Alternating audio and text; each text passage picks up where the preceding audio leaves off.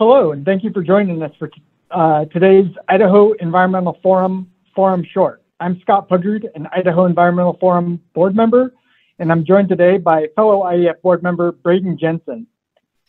The Idaho Environmental Forum is a nonprofit, nonpartisan educational association whose sole mission is to promote serious, cordial, and productive discourse on a broad range of environmental policies affecting Idaho.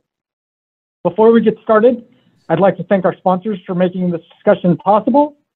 You can find them on our website at idahoenvironmentalforum, all one word, .org. Today we have two outstanding guests joining us, Paul Arrington, the Executive Director of the Idaho Water Users Association, and David Hoekema, a hydrologist with the Idaho Department of Water Resources. They've joined us today to discuss the current state of water in Idaho and will provide us with an outlook for the coming months. David, thank you so much for joining us. The floor is yours. Okay, I've got a presentation I've prepared, and I'll go ahead and share my screen with you all. Hello, I'm David Hoekema with the Idaho Department of Water Resources. And I've been asked to present to you on drought conditions in Idaho in 2021, and I'll also speak a little bit to the outlook in 2022. So the title of my presentation is Idaho's Exceptional Spring Drought of 2021. You'll notice the term exceptional is in dark red, and that term has very specific meaning. Also, the color has very specific meaning to drought discussion. The United States Drought Monitor, which is the official drought map for the United States, shows exceptional levels of drought in dark red, and the term exceptional refers to any drought that is of a frequency that it ought to be seen only every once in 50 to once in 100 years. So this is the most extreme level of drought on the drought category. There's 4 categories. There's moderate drought, severe drought, extreme drought, and then beyond extreme drought is this term exceptional drought. In the picture, we have the Big Wood Reservoir, and this was taken fairly early in the summer when the reservoir began to run out of water. They had had 2 years of drought in the Big Lost, Little Wood, and Big Wood River systems in those basins. And so as we're discussing the exceptional drought of the spring of 2021, we need to also recognize that there's this long-term drought in the center of the state occurring. So last winter, we had a LaNina winter. And what does that mean in Idaho? What I've done is I've plotted all the basins in Idaho, the distribution of snowpack during LaNina years. So we start in the north with the Kootenai, and we end in the south with the Hawaii. And that date is March 15 because the snowpack peaks there earlier than the other basins. On the other basins, we're showing April 1st, which is typically around when snowpack peaks. So on the left axis, we have percent of normal. So if you're above 100%, and that's for the period from 1991 to 2020. So if you take the average condition, or the median condition actually, for 1991 to 2020, that's 100%. And so if you're above that, you're above average. If you're below that, you're below average. So in looking at this graph, we can say snowpack in Idaho, when there's a LaNina winter, is typically above average. The only exception to this is the Bear, the Salmon Falls Tract, and the Hawaii Basin, where the median falls pretty close to 100% of normal. And when you're looking at a box plot, which I'm showing the distribution by, this lower whisker or line refers to the bottom 25% of years within that record. And that's below what we would expect in the basin. And the upper whisker refers to the wettest years within that record. The wettest 25% of years. And so the box represents 50% of the years that hover around the median, which is shown as the line between the yellow and the gray boxes. So that combined box represents 50% of the years. And you'll notice it's pretty tight and the whiskers are longer because extreme events tend to go further out from average than, most of your years fall within a fairly narrow band. And so when we look at the last winter, on March 1st, we were pretty close to 100% of normal snowpack across the state, a little dry in the Hawaii, the Bear, and our biggest concern was these three basins, the Big Lost, Big Wood, and Little Wood, that had experienced drought from the year before. And it looked like they were going to continue into drought. So that was really the focus of our concern for drought in Idaho as we entered into the runoff season. And then on April 1st, when snowpack typically peaks, you'll notice there's about a 10% drop in snowpack from March 1st to April 1st as a percentage of normal. And that's because we got very, very little precipitation in March. And so the snowpack just didn't grow. And in some areas, it actually began to melt out early. And so in the Boise, we went from 99 to 89% of normal. On the Payette, from 104 to 93%. On the Clearwater, from 114 to 110, just generally a decline. But, not drastic. And even these four basins down here in the south had 100% of normal snowpack, pretty close to that. Where we really saw drought developing on April 1st was these three basins in the center of the state. Even over here, the Snake was at 92% of normal. So this wasn't super concerning. Seeing that dry March, we began to warn people, maybe when you're planning for water use, look at the 70% exceedance forecast, which is a little below the median. Take a conservative approach, but, don't shoot for the median.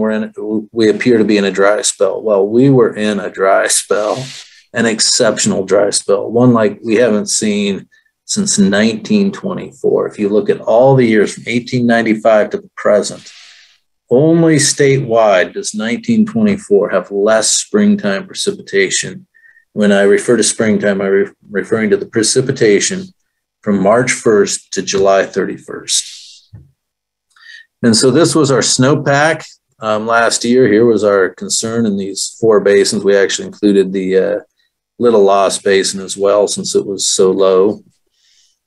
And then this is our precipitation. So we were right around normal, October, November, a little dry in December, back with expectations in January, really wet in February. And pretty much on March 1st, the rain stopped. And March was really low, far below our expectation. April was below anything we've seen in the last 30 years. This is not a LaNina graph. This is the full 30-year distribution. So we're below anything we saw in the last 30 years in April, and not only low, but quite a bit below normal. Then May was below expectation, and June was pretty close to record setting. And then July was really dry. Now, we usually don't worry about July because it's just a dry month in Idaho. But this precipitation that comes in from March to June is critical. And it determines whether you end up on the low side or the high side of the April 1st forecast. Because when those storms come in, if you get a good storm early in the spring, you get some precip on the snow, you can really get efficient runoff in the low elevations and start filling the reservoir systems. And then with those storms early in the season, they're still cold enough that they're dumping snow up in the high elevations. And so while you're melting out the low elevation, you're building up the snowpack in the higher elevations. And that high elevation snow then supports your base flow through the summertime, which is critical to maintaining those senior water rights in a basin, as well as maintaining ecological functions within a river system. And so after July, we actually had quite a wet August. It was because of a monsoonal event that came in from the south in southern Idaho, and then some precip up as well up in northern Idaho. And so if you look at when that monsoonal event came in, it was really funny because it came in on the evening of July 31. and I'll get to that in this graph. What this graph shows is precipitation at snowtail sites. So these are all mountain precipitation sites across the Pacific Northwest. And this only shows snowtail sites that are setting a new record. We're not talking about record wet, we're talking about record dry. So if it's red, that's the driest in the record. And you can see across the entire Northwest, we're setting all kinds of records. And if you look at this graph on March 1 to July 30, you see a bunch of records being set down in here. But because that monsoonal event came up from the south on the evening of July 31, we lost a few of these stations from being record lows. The orange ones are the second lowest on record. So this was a phenomena, this exceptional drought in the spring was a phenomena that infected the entire Northwest, including the Bear River Basin in Utah and southeast Idaho. And so if you look at those totals, all of these tables show the 10 driest years on record, with the driest being at the top and the 10th driest on the bottom. If 2021 falls outside of the record, I just put it in the 10th spot and then labeled it at the top. So here we're looking at the spring precip, a new record on the Kootenai, new record on the Lower Snake. In the Middle Snake, which is the Boise Payette, Weiser, and Hawaii basins, the only year we've seen drier is 1924, almost 100 years ago. On the Upper Snake, 1919 and 1924 are the only drier years. This is the Snake River pretty much east of Twin Falls. And then on the Bear River, there's only 3 years drier. And again, 1934, 1910, and 1919.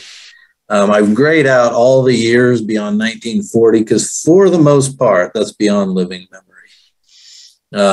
People who are, alive at that time and can remember it well, there's not very many. So this is really the driest spring people have seen. And if you look at these years that are drier, they were all had bad snowpack in the wintertime. In fact, most of these years within the lowest 10 in each of these basins, they're just low snowpack years followed by a low spring precip, which is a common pattern in Idaho. To have this abrupt switch is highly unusual. And not only did we have terrible precip, but to put on top of that, we had the hottest June and July on record across the state. So these are daily average temperatures for the 2 months combined together. And you'll notice we just blew the records out in every basin by 2 to 2.5 degrees. If you look at all the other 10 years, they fall in a really tight category, just a couple, tenths of a degree between them. And then 2021 just took it out of the ballpark. This is what you call a home run in a bad sense for the opposing team. Just took it out. And that really added to the demand, because what happened is we had a good reservoir storage coming into the year. We had a good snowpack. Generally, unless you're in the central part of the state where that was going into its second year of drought, farmers were just planning to get the optimum economic value for their crop mix. They weren't planning for a watertight crop mix. And so what happens is on the Boise River, we haven't got through the full record yet, but we probably hit the lowest priority date on record. Not the lowest stream flow runoff, but because the demand was so high, farmers hadn't planned or they weren't able to adjust their crop mix. They had to call for water. And they had to use as much as they could to get their crops through. And so what happened is that priority got cut really, really low. And so people had to rely on storage, and we pretty much drained out most of the reservoir systems across the state. And when we look at the total precip in the water year, these aren't exceptional drought years anywhere except the central part of the state and along the southern border. We're in some exceptional categories of drought. But, on a basin scale at these 5 large basins, 16th, 10th, 11th, 14th, 11th, those are severe drought years, but they're not this exceptional level. And so if you compare the spring drought to the water year precipitation and you put these into drought categories, you see the spring drought, it was pretty much record setting for most counties across the state, which is what this exceptional drought represents. The exception was Canyon and Ada County and Jefferson County. They were moderate. These weren't even a drought category, just a kind of a warning state, drier than normal. But, you know, where the records weren't set, we've got severe drought and extreme drought. So it's better than exceptional, but it's not great. When you look at the total water year, you know, this area that had had the second year of drought really was hit again. And then pretty much across the southern end of the state, and then up in Nez Perce and Lewis County. And so the Camas Prairie and the Palouse region extending into eastern Washington, they got hit really hard. And we've probably seen the lowest yields on record in that area as a percent of, you know, the yield that's expected. And I think it's, you know, increased over the years, but there was such a drastic cut. And I don't think that's occurred. We're doing a little research to see if we can find another drought year like that, but I think they hit their worst drought year on record up in northern Idaho. And what did this really hot and dry conditions do to our runoff forecast? The forecast, and what we're showing here is a distribution not of snowpack, but of runoff, again, from the Kootenai down to the Owyhee Basin. And again, this distribution is a LaNina distribution plotted against the normal. And so, you know, it follows pretty much the same pattern as the snowpack. You tend to be above normal runoff. But because we were a little bit low, you know, the forecasts were coming in right close to normal or a little below. And with good reservoir carryover, not much concern except in this region. And then all across the state, if you average all the runoff in the basins, it dropped by 25% of normal. That is crazy. I've never seen anything like that. I don't believe that exists in the record anywhere else where the forecast would drop like that. And so we were falling below the 90% exceedance forecast. So typically when the NRCS or the Northwest River Forecast Center or the Colorado Forecast Center for the Bear River, they give out their forecast, they give the median, and they give the high side if it's really wet, which is the 10% exceedance forecast, and the low side, the 90% exceedance forecast for the dry. So you can kind of look at the scale and determine your level of risk. Many of these basins, we fell below the 90% exceedance forecast. So we fell off the forecast map, you could say. And that really, you know, caught people by surprise. And what it did is it basically drained out our reservoir system to make up for the lack of natural flow, natural runoff coming out of the mountains. The kind of good thing, and there's been a lot of report that we're entering into a LaNina year, and a lot of people are excited about that. Actually, I'm not at all excited. And the reason for it is there's a trend that we've seen over the last 30 years on LaNina years that each successive LaNina year is drier than the one before it. So if you have one LaNina year and it's followed by another LaNina year, that second one is always drier. Well, if you got a record-setting LaNina, it's okay to be drier. You're still going to be above normal. But last year was not exciting. And if we're drier than that, that's not good. And I just want to emphasize this pattern. So I'm going to go through these 4 events where we had consecutive LaNinas. We have 1999, a record setting in northern Idaho, you know, pretty high across the rest of the state. Then it was followed by 2000, which came in right at, you know, median, above average across most of the state or right at average. Very similar to our snowpack this year, a little higher, but not too much. And then it was followed by 2001, the lowest in the LaNina record for all basins except Salmon Falls Tract. 2008 to 2009, again, it dropped from really wet to right around average. 2011 to 2012, again, a big drop across the state. And notice in particular, the Bear, the first year, really wet, second year, really dry. Same with Salmon Falls Tract, same with the Bruno, same with the Owyhee. And maybe that's why that distribution tends to span right around normal. The first one being wet and the second being exceptionally dry. I don't know, there's not really enough to tell there, but what we can clearly see is across the state, there's this where the consecutive year is drier than the one before it. If we go back to this one, this is 2011 and 12. The only exception to that is the Kootenai and the Spokane. And then these, the Pend Oreille and the Clearwater were really close. We really start to see that separation occur on the salmon. And then in 2017 and 18, actually the consecutive year was wetter up north, kind of like we saw in the previous one. But once you get to the salmon, 2017 was kind of a record-setting year across the state. That's the snow apocalypse year, followed by 2018, which was, pretty dry, severely dry along the southern border. And around, median or average elsewhere. But you just see this pattern of consecutive years being drier than the one before. And that's really concerning because when you look at this year, this is a first. We now have another consecutive year coming. We're really close to 2000. Are we going to face 2001? We can't get much drier than this and not have significant water shortage problems across the state. So if this pattern continues and 2022 is drier than 2021 for snowpack, whether we get good spring precip or not, we're looking at a really significant drought coming into next year. And so I'd like to point out when I'm talking about this trend, I'm not talking about northern Idaho.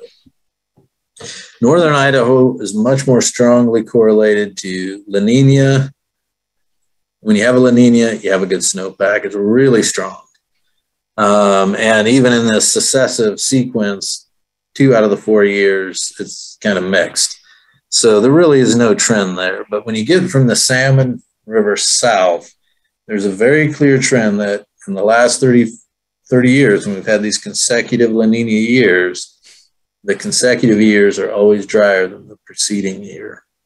And I really hope we break it because we're entering into this year with very little storage. The Snake River's down to 11%, the Boise 24% of capacity. The Payette River's at 48%, and that sounds pretty good when you look at these other numbers, but on the Payette, that's pretty bad. The Payette's an area that typically has an excess of storage water. They typically don't run out of storage. And then the Hawaii, it's down to 10%. So it's going to be, we need a good LaNina winter if we're going to have one. And it looks like we are. We got about an 80% chance of having a LaNina winter. But if this consecutive pattern happens, we're looking at something close to 2001, hopefully not worse.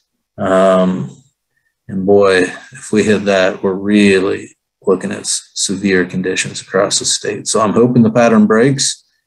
If not, we're in trouble. But if we do get a good snowpack, I'd add this: don't expect a dry spring. That dry spring is just out of the so exceptional. We're probably not going to see something like that again in our lifetime.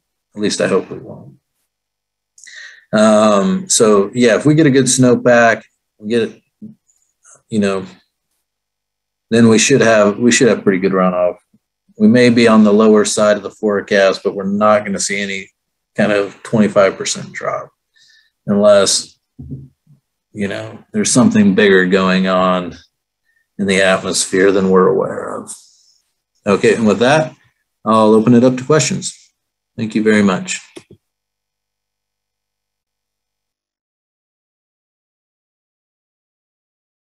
That takes a little bit of the joy out of the LaNina year.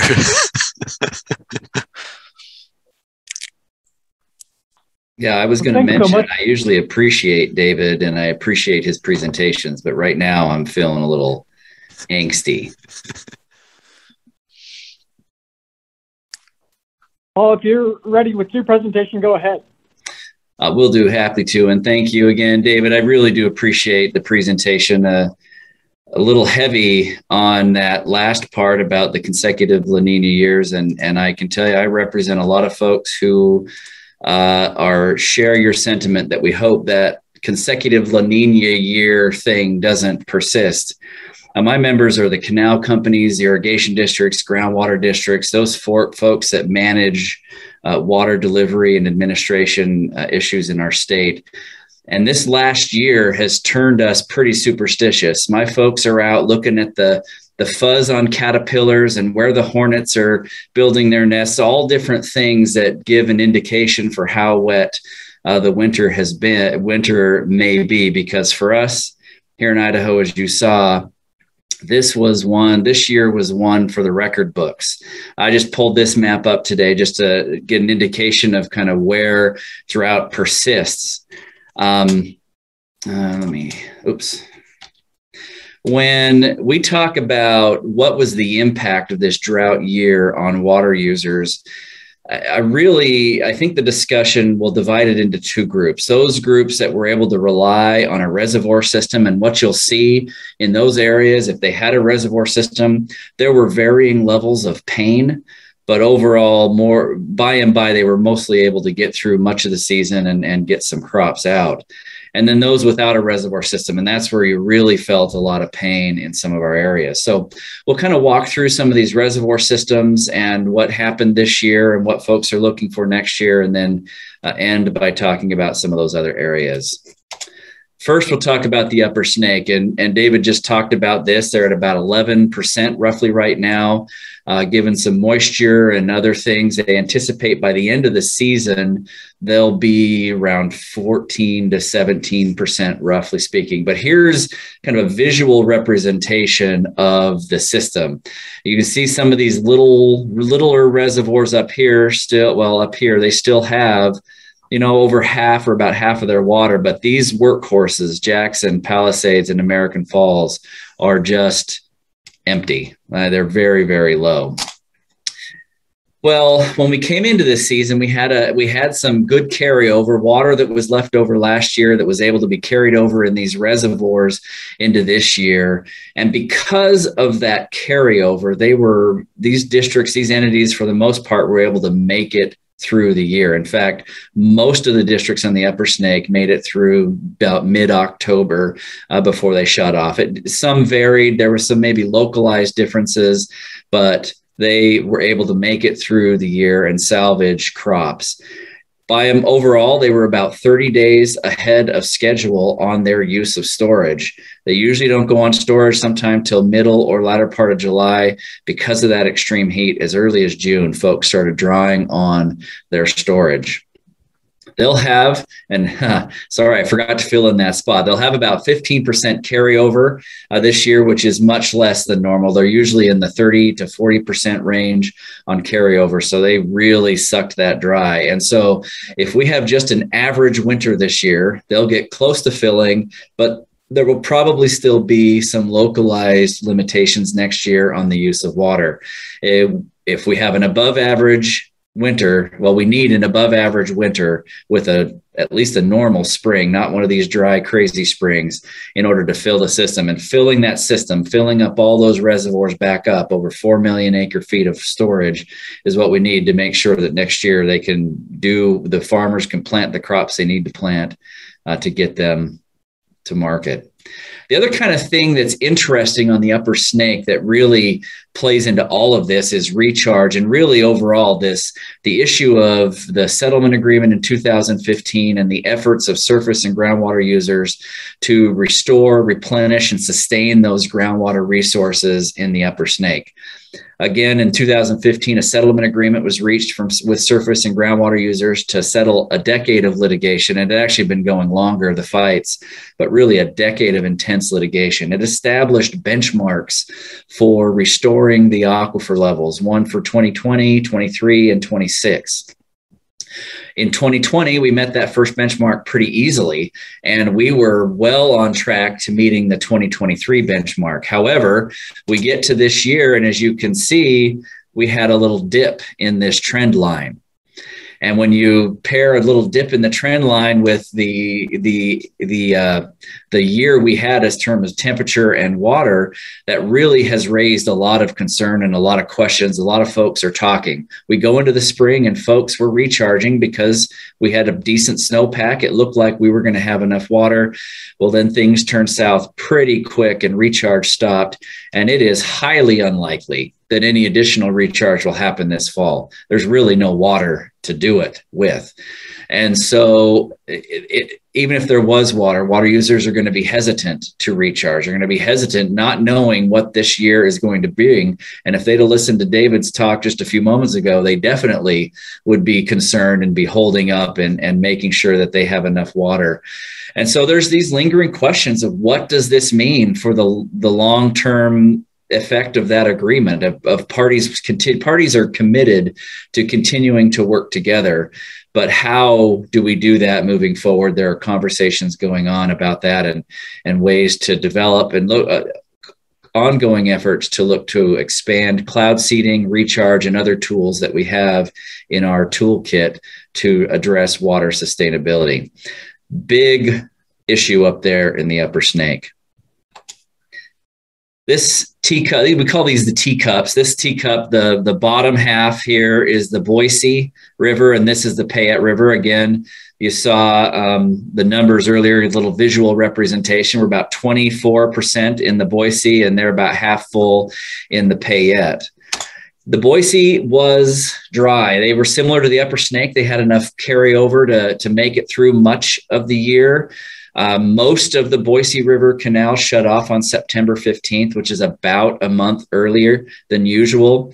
I was talking with the water master, and they got to a point on the Boise River in August where they were cutting down to an 1865 priority date. Now, in a vacuum, that means nothing really to anybody. But when you're on the Boise River, that's the lowest. And when I prepared this PowerPoint, they told me the last 15 years, but that's the lowest in anybody's memory that they've ever got in priority on the Boise River. They're usually in the 1870s. And so they really were dry. They were really hurting. And again, most folks shut off about a month early in the middle of September. They'll have about 24% carryover. 35% is the average. Just for comparison, Snowpocalypse in 2017, they had about 40%. And similar to the Upper Snake, if we have an average winter, they'll be okay, probably some localized limitations, but really need that above average winter in order to fill the system. The Payette is like a unicorn in the water world. They always just have a lot of water in Idaho. And this year was no different. They're a little more uncomfortable than usual, but for the most part, they had enough water to get through, and some folks are still going. They'll be going here for another couple of days through the middle of October. Though Black Canyon Irrigation District did shut their system off a little early to preserve a little bit of carryover into next year. Talking with the water master there, they're about 50,000 acre feet lower than they like to be. And so, but again, it's a really wet drainage. They live in a different world than others down here in Southern Idaho at times when it comes to water, but they'll likely shut off. Well, if they get below average, then they'll be hurting and stressed again next year. If they get an average year, they'll be fine and they'll be able to make it through another year. Flipping to the exact opposite end of that spectrum is the Owyhee River system, which is probably one of the driest in the state, and they tend to be really dry. There you saw again David's chart, about 10%. There's the visual representation of that. There's a lot of empty space in those reservoirs throughout that system, and this is really the workhorse of the system here, the Owyhee, which is down to 10%. So they shut off only a few weeks ago on October 1st. It was a few weeks early for them. They were in the middle of the year. They were getting close to the end of the year, and they were analyzing how much was left in the reservoir, how much they needed to get through the season, and decided they're really not saving enough water by shutting off earlier than October 1st to make it worth it. So they told their farmers, go ahead and let's finish out your crop, and they shut off on October 1st. They got what they could. Next year, talking with the manager of this system, he said they need a whiz-bang year in order to fill that system. An average or above average just isn't going to do it. They need a really serious winter in order to fill that system back up to make sure that next year they are not facing rolling limitations on their water use. Those are our big reservoir systems in Idaho here. And so now we'll shift a little bit to some of the areas without reservoir systems. Let's talk about the Portneuf, for example. This year was the first time in Idaho history that there was a call to administer the Portneuf River to the priorities of the Snake River. Historically, for whatever reason, that hasn't been done, even though the Portneuf flows directly right into the Snake River. This could force water users to curtail that haven't had to shut down before because of priorities on the Snake River. Now, there were discussions that happened, and so ultimately they avoided this administration this year, and the Department of Water Resources is really working hard to bring people up and ready to go, which includes measurement devices, water district formations, and things like that. And the director of the Department of Water Resources has indicated he will be administering the Portneuf to the Snake next year. So hopefully we have a really wet winter, and that isn't too much of an impact on the water users, but it's something on the horizon. Probably the basin that was hurt the worst, or right up there with the worst of the year, was the Big and the Littlewood Rivers. They had, talking to their water master, as you see, a disastrous year. Again, I'm going to throw some priority dates out there, which in a vacuum don't mean a lot, but they were cut to 1884 priority dates on June 23rd. In a normal year, they make it to September. In a bad year, they make it to August. And they were shutting off months before August. Magic Reservoir storage water for much of the valley shut off on June 10th. They usually make it into September or even October on a normal year. They just had no water. And so Magic Reservoir is there, but it isn't as big of a system as these other areas in the upper Snake, Boise, and Payette. And so it doesn't provide that carryover buffer the same way that those other systems do. They really rely on year in, year out to fill that reservoir and to provide water. So they need a big water year to fill that reservoir up and to make sure next year they have enough water. And with this all looming, the director of the Department of Water Resources issued a notice in April that water users were going to be administered, particularly groundwater users in the Bellevue Triangle, to satisfy the senior water rights down there on the Big and Littlewood River. Now, it was intense litigation for about a month and a half of preparing for a hearing. A hearing was held, but ultimately the parties reached a one-year settlement agreement, which allowed irrigation to go until about August 15th. But then it was shut off. So we're still 2 months early. And then the director ordered them to find a long-term solution by December 1st, or he would impose a longer term, or he'll impose his own solution. So they've been working really hard, working with members of the Water Resource Board, members of the legislature, really working hard to try and find a long-term solution that they can use to avoid some of the rolling curtailments that they risk if they can't. For my last slide, really just kind of an overview of just some of the impacts we saw. We saw a lot of dried up acres. We saw different crops were being planted, some of the last minute crops. Many farmers had already planted, had already made all their plans and were able to change, but some were able to. Some ended up green chopping. There was a lot of quality issues in various crops and lost incomes. And then again, from a water supply perspective, that it's impacting the decision of organizations to whether or not they're going to recharge. Recharging is kind of like putting water in our batteries, or recharging our batteries so that they'll last us and help us through. This year, as bad as it was, it could have been worse if the Upper Snake had not been recharging as much as it had in recent years. And so to the extent we can, we need to maintain those efforts and keep working hard to sustain those water resources. But it was a tough year, and we're all, like I said, hoping and praying and looking for a good year next year. But thanks again for having us come. And Braden, I'll turn it back to you. Thank you, Paul. Thank you, David, as well. We really do appreciate the information and the things that you shared with us today. As sobering as some of the information was, nonetheless, it gives our viewers a better perspective of the water conditions that we're facing, the drought conditions, and certainly I think we can direct our hope for a much needed above average precipitation winter. And so thank you again for taking the time. We look forward to potentially inviting you guys back when we can do a forum like this, but in person, and we can have a live audience as well to be able to so you guys can field a number of questions that I know our viewers have. But nonetheless, we appreciate the expertise that you guys bring to our viewers today. And again, thank you to our viewers and or those that have joined us for this forum short.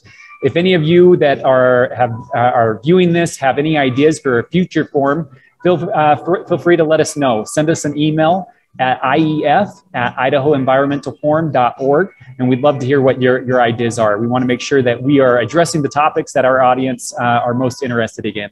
So again, thank you to both of our guests. A big shout out to our sponsors who make these events possible, and our sincere gratitude to our viewers today. So thank you very much.